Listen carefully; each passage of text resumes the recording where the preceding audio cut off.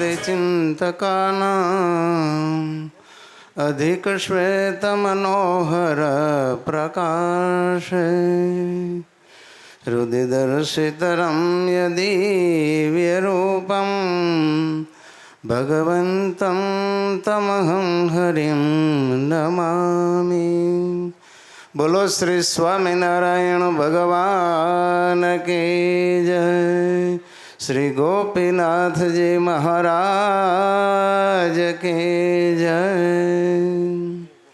सर्वावतारी सर्वोपरि જેના ચરણારવિંદનો અપાર અને અકલ્પનીય એવો મહિમા છે એવા ઈષ્ટદેવ ભગવાન શ્રી સ્વામિનારાયણ આ ચરણારવિંદ શતામૃત મહોત્સવના પ્રેરક એવં મોક્ષ ગ્રંથ શ્રીમદ સત્સંગી જીવનના વક્તા પરમ પૂજ્ય સદગુરુ સ્વામી શ્રી નિત્ય સ્વરૂપદાસજી સ્વામી, જેતપુર મંદિરના મહંત, વ્યાખ્યાન માળાના વક્તા પરમ પૂજ્ય સદગુરુ શાસ્ત્રી સ્વામી શ્રી નીલકંઠ ચરણદાસજી સ્વામી, પરમ પૂજ્ય વિષ્ણુ પ્રકાશદાસજી સ્વામી, પરમ પૂજ્ય હરિપ્રિયદાસજી સ્વામી આદિ મંચસ્થ સર્વે બ્રહ્મનિષ્ઠ સંતો, ઉત્સવના ભાગ્યશાળી યજમાનશ્રીઓ, આમંત્રિત મહેમાનો, સ્થાનિક તથા બહારગામથી પધારેલા અને લાઈવ દ્વારા લાભ લઈ રહેલા સર્વે ભક્તજનોને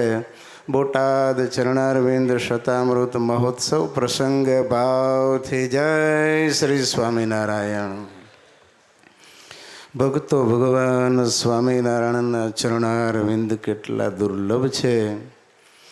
આ સૃષ્ટિના સર્જક એવા બ્રહ્માજીએ પોતાની અડધી આવરદા અને 1.5 પહોર દિવસ સુધી જ્યારે પ્રાર્થના કરી ત્યારે ભગવાન સ્વામિનારાયણના આ ચરણારવિંદ આ ભૂમંડળ ઉપર પડ્યા છે.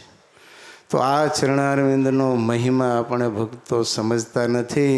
ભગવાન સ્વામિનારાયણ કહે છે, નહોતા આવ્યા ને આવશું ક્યાંથી રે. એક જ વખત આ ચરણારવિંદ આ ભૂમંડળ ઉપર આવ્યા છે. ફરીવાર જ્યાં સુધી આ ભૂમંડળ હશે ત્યાં સુધી ભગવાન પધારવાના નથી. તો એવા ચરણારવિંદ, ચરણ રજ, ચરણ ચિહ્ન, ચરણની છાપ કે છાતીમાં મસ્તક ઉપર ચરણારવિંદ ધારણ કરવા એનો એટલો બધો મહિમા છે કે જે આપણે કલ્પના કરી ન શકીએ. વડતાલનો પ્રખ્યાત લૂંટારો જોબન વડતાલો, એને ભગવાનની ચરણ રજનો ભક્તો કેટલો મહિમા હતો.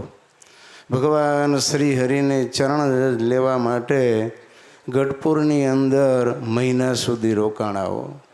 રોજ જે રાહ જુએ કે આજે ભગવાન અડવાણા પગે નિસરે તો ભગવાનની ચરણ રજ હું લઉં. પણ ભગવાન શ્રી હરિ જ્યાં અક્ષય ઓરડીની બહાર પધારે ત્યાં બ્રહ્મચારી મહારાજ પ્રભુને પાવલિયા પહેરાવી દે એટલે ભગવાનની ચરણ રજ મળતી નથી. ત્યારે જોબન પગીએ વિચાર કર્યો કે આમ તો ચરણ રજ મળશે નહીં. ત્યારે ભગવાનના જે ચાખડીઓ હતી ને એ ચાખડીઓ એને ચરણ રજ લેવા માટે સંતાડી દીધી. ભગવાનને અક્ષર ઓરડીથી સભામાં પધારવાનો સમય થયો. ચારણીઓ ચાખડીની શોધખોળ ચાલી પણ ચાખડીઓ મળી નહીં. ત્યારે સ્વામિનારાયણ ભગવાન અડવાણા પગે એ ભૂમંડળ ઉપર ચાલ્યા અને એ ચરણ રજ છે ને એનો કોથળો જોબન પગીએ ભરી લીધો. અને સભામાં મહારાજે કહ્યું કે આજે અમારી કોઈ ચાખડીઓ ચોરી ગયા. ત્યારે જોબન પગી કહે છે, મહારાજ મને માફ કરજો, ચાખડીનો ચોર હું છું. ભગવાન કહે છે, જોબન હજી તારો સ્વભાવ ગયો નહીં. કહે છે, મહારાજ તમે આ સ્વભાવ ફરીવાર ઝળકાયો છે. અલ્યા મેં તારો સ્વભાવ ઝળકાયો. આ મહારાજ મહિનાથી હું તમારી ચરણ રજ માટે તલસું છું. તમે કાયમ ચાખડીઓ પહેરીને જ પધારો છો એટલે ન છૂટકે મહારાજ મેં તમારી ચાખડીઓ સંતાડી અને આ ચરણ રજ મેળવી છે. ત્યારે ભગવાન જોબન ઉપર પણ રાજી થયા. એ ચરણ રજનો મહિમા જોબનને તો જુઓ.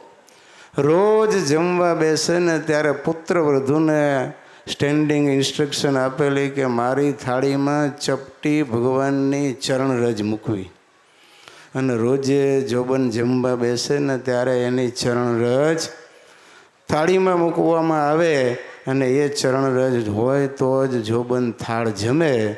એમાં 3 વર્ષ થયા અને ચરણ રજ ખાલી થઈ ગઈ. જમવા બેઠો ને થાળીમાં ચરણ રજ ન મળે. એટલે જોબન ભાઈએ પૂછ્યું કે બેટા આજે ચરણ રજ ભૂલી ગયા? વહુના પેટમાં ફાળ પડી, આ લાજ કાઢીને કહ્યું કે ચરણ રજ પૂરી થઈ ગઈ. જોબન વિચાર કરે છે કે સ્વામિનારાયણ ભગવાન પણ ધામમાં સિધાવી ગયા અને ચરણરજ પણ પૂર્ણ થઈ ગઈ, તો હવે મારે આ ભૂમંડળ ઉપર રહેવાનું શું પ્રયોજન છે? આટલા વિચાર માત્રમાં એનું તાળવું ફાટી ગયું અને જોબન વડતાલો પણ ભગવાનના ધામમાં ચાલ્યો ગયો. આ છે ભક્તો ચરણરજનો મહા મહિમા. નાનકડું એક દૃષ્ટાંત આપણે જોઈએ. ઉનાળો આવે ને, કચ્છમાંથી બધાય માલધારીઓ છે ને એ ઘેટા બકરા લઈને ગુજરાતમાં જાય, ત્યારે ખેતરમાં બકરા બેસાડે. આમ તો આપણા ખેતરમાં બેસે તો એનું ભાડું ભરવાડે આપવાનું હોય, એના બદલે ભરવાડને આપણે રૂપિયા આપવાના. અને એ બકરાઓ આપણા ખેતરમાં બેસે, એના પ્રતાપે 3 વર્ષ સુધી ખેતરમાં પાક વિશેષ પાકે અને ખેડૂત છે ને એ સુખી થઈ જાય. તો હું એમ કહું છું, બકરાના પગલે જો ખેડૂત સુખી થતો હોય તો આ બ્રહ્મનિષ્ઠ સંતોના પગલાં અને અક્ષરધામાધિપતિ ભગવાન સ્વામિનારાયણના ચરણારવિંદના પ્રતાપે અનંત કોટી બ્રહ્માંડો સુખી થાય, એમાં કોઈ શંકાના સ્થાન છે? તો આવા અદ્ભુત મહિમાવાળા ચરણારવિંદ જ્યારે, અને એ પણ પધરાવનારા કોણ? યોગીરાજ ગોપાળાનંદ સ્વામી. ત્યારે એ ચરણારવિંદમાં આવો અભૂતપૂર્વ મહિમા હોય એનો કોઈ શંકાના સ્થાન નથી. અરે સોની હોય ને, સોનીના દુકાનની રજ છે ને એ વાળે ને અને એ ધૂળ ધોયા લઈ જાય તો એ સોનીની દુકાનની રજ લઈ જનારો પણ સુખી થઈ જતો હોય, તો પછી ભગવાનની ચરણ રજ માથે ચડાવે એ સુખી થાય, એમાં કોઈ આશ્ચર્યની વાત નથી. તો આ ચરણારવિંદનો મહિમા તો ભક્તો ગાઈએ એટલો ઓછો છે. અને એ ચરણારવિંદ સાક્ષાત જ્યારે પરાત્પર પરબ્રહ્મ ભગવાન સ્વામિનારાયણના અને યોગીવર્ય ગોપાળાનંદ સ્વામીના હસ્તે 175 વર્ષ પહેલાં બોટાદની ભૂમિમાં પધરાવવામાં આવ્યા હોય, ત્યારે બોટાદવાસીઓના ભક્તોનો પણ કોઈ ભાગ્યનો પાર નથી.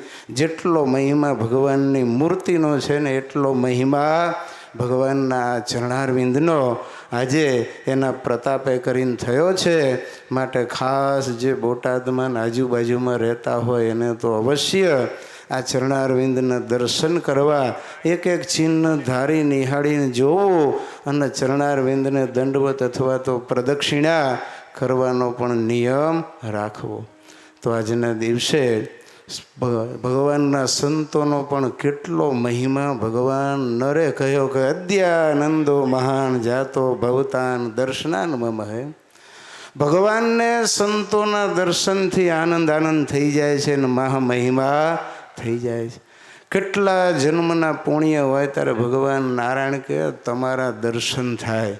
અમે 1992માં ક્લિવલેન્ડ ગયેલા, ત્યારે ત્યાં એ જમાનામાં $10 મિલિયન જેણે ચેરિટી કરેલી એવા એક ડૉક્ટરને મળવું હતું. એટલે અમે લગભગ 4-5 દિવસ રોકાયેલા. રોજ હરિભક્તો કે સ્વામીજી આ ડૉક્ટરને મળવા આવું છે. સ્વામી કે હમણાં ફ્રી નથી. આમ તો નાનો બાળક આવે ને એને પણ અમારા ગુરુ ધ્યાની સ્વામી મળે, પણ આ ડૉક્ટરને એપોઇન્ટમેન્ટ ન આપે. છેલ્લો દિવસ હતો. સ્વામી કે આપણે કામમાં છીએ. એરપોર્ટ ઉપર આવ્યા ને ત્યારે ફરી હરિભક્તોએ રિમાઇન્ડર આપ્યો કે સ્વામીજી પેલા ચેરિટી કરનાર ડૉક્ટરને મળવું છે. એ વખતે ગાંધીનગર મંદિરનું નિર્માણ કાર્ય પણ ચાલુ હતું કે સ્વામીજી ઘણી મોટી ચેરિટી આ કરશે.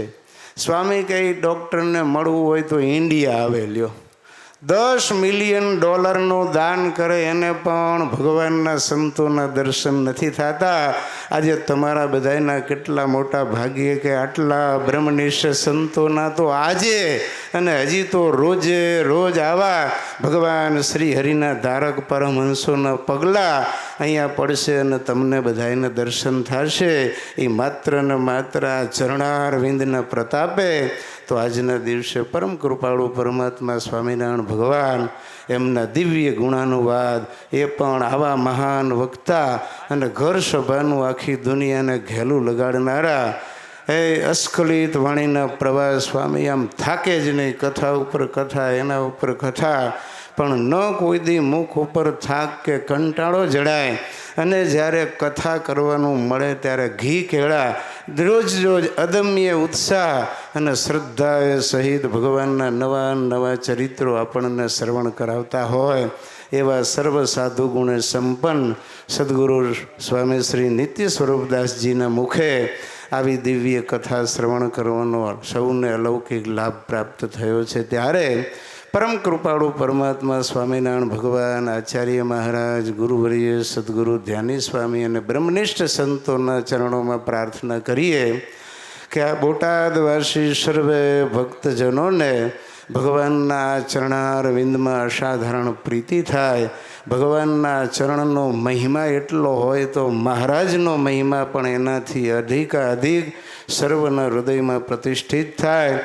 અને સ્વામીના મંડળ દ્વારા આવા નવા અનેકવિધ કાર્યક્રમો થાય અને એના દ્વારા લાખો લોકો ભગવાન શ્રી હરિના શરણાગત થઈ અંતે અક્ષરધામને પામે. યજમાનો અને સર્વે ભક્તજનોના શુભ મનોરથો ભગવાન પૂર્ણ કરે અને પોતાની હજુર સેવામાં રાખે એટલી પ્રાર્થના સાથે મારી વાણીને વિરામ. સહજાનંદ સ્વામી મહારાજની જય.